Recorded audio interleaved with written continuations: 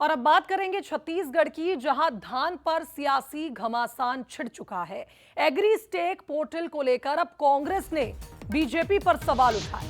PCC chief Deepak Baij ने बयान दिया, कहा कि सरकार ने पोर्टल में रजिस्ट्रेशन अनिवार्य किया है, लेकिन पोर्टल तो खुल ही नहीं रहा है और ना पंजीयन हो रहा है।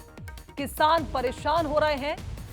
हमारी सरकार में पंजीयन करना सरल था, ये बात दीपक बैज ने कही। वहीं अब इस पर बीजेपी विधायक पुरंदर मिश्रा ने पलटवार किया। कहा कि किसानों को हमने 2 साल का बोनस दिया, हमने उनको 3100 रुपए धान का दाम दिया, हम किसानों को पूरा पैसा दे रहे हैं, ये सिर्फ सरकार को बदनाम करने की कोशिश है।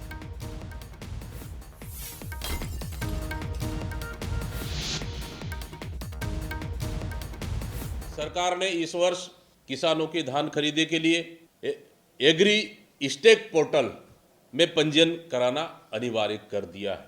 पोर्टल खुल नहीं रहा है, पंजीयन हो नहीं रहा है, किसान परेशान है और आपने इतना पेचीदा बना दिया है इस पोर्टल के पंजीयन के लिए, किसान दर दर भटकने को मजबूर है।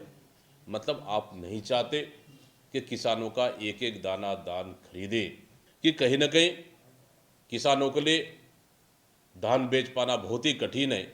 इसलिए मैं आपसे निवेदन करता हूं कि पंजीयन की पुरानी पद्धति को आपको अपनाना चाहिए। देखिए, किसानों को हमने सबसे बड़ी योजना उनका 2 साल का हमने उनका बोनस दिया 16,000 करोड़ से ऊपर। हमने उनको 3100 रुपया धान का दाम दिया।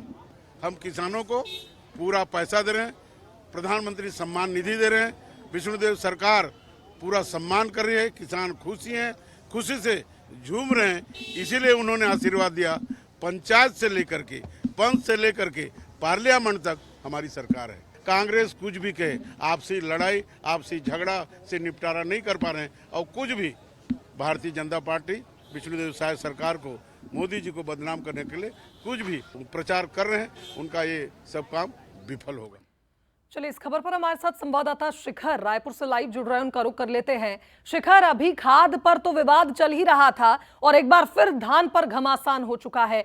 कुल मिलाकर यह कहा जाए कि इस बार जो मुख्य आकर्षण है वो पोर्टल है, एग्री स्टेक पोर्टल, जिसको लेकर बीजेपी बड़े दावे कर रही है, लेकिन कांग्रेस कह रही है कि ये तो पोर्टल ही नहीं खुलता, किसान रजिस्ट्रेशन कराएंगे कहां?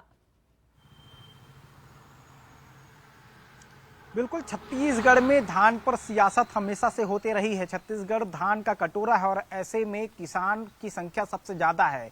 हर राजनीतिक दल किसानों को साधने की कोशिश करती हुए नजर आती है और इस बार जिस तरह से धान खरीदी होने वाली है, उस धान खरीदी को लेकर भी सियासत हो रही है। फसल लगना शुरू हुआ है, लेकिन उससे पहले सियासत जब हो रही है तो इस सियासत का केंद्र बिंदु अब एग्री स्टेक पोर्टल जो है वो बनता हुआ नजर आ रहा है, क्योंकि छत्तीसगढ़ में एग्री स्टेक पोर्टल के माध्यम से किसानों को अपना रजिस्ट्रेशन कराना है और जब किसान रजिस्टर्ड हो जाएंगे उसी पोर्टल के माध्यम से धान की खरीदी की जाएगी। हालांकि विपक्ष इस बात का आरोप लगा रहा है कि पोर्टल ही नहीं खुल रहा है, किसान दर दर भटक रहे हैं। कांग्रेस अपनी सरकार के दौरान जो व्यवस्था बनाई गई थी उसका जिक्र करते हुए नजर आ रहे हैं, कह रहे हैं कि उस दौरान जो पद्धति अपनाई गई थी वो बेहतर थी और उसी के तहत जो है किया जाना चाहिए था। लेकिन सरकार ने एग्री स्टेक पोर्टल जो है वो लॉन्च किया और उसके माध्यम से अब किसानों को रजिस्ट्रेशन कराना आवश्यक है और जब रजिस्टर्ड होगा उसके बाद ही धान की खरीदी होगी। ऐसे में जो सियासत है वो लगातार देखने को मिल रही है और बीजेपी भी इस पर पलटवार भी लगातार धान पर घमासान छत्तीसगढ़ के लिए बिल्कुल नया नहीं है, क्योंकि आए दिन क्रेडिट लेने का बहाना कहीं ना कहीं विपक्ष और सरकार दोनों ढूंढते हैं। लेकिन मुख्य रूप से देखा जाए तो किसान इस वक्त खाद को लेकर काफी परेशान है। देखना होगा पोर्टल पर यह सियासत कहां थमती। बहुत शुक्रिया तमाम अपडेट्स के लिए। आगे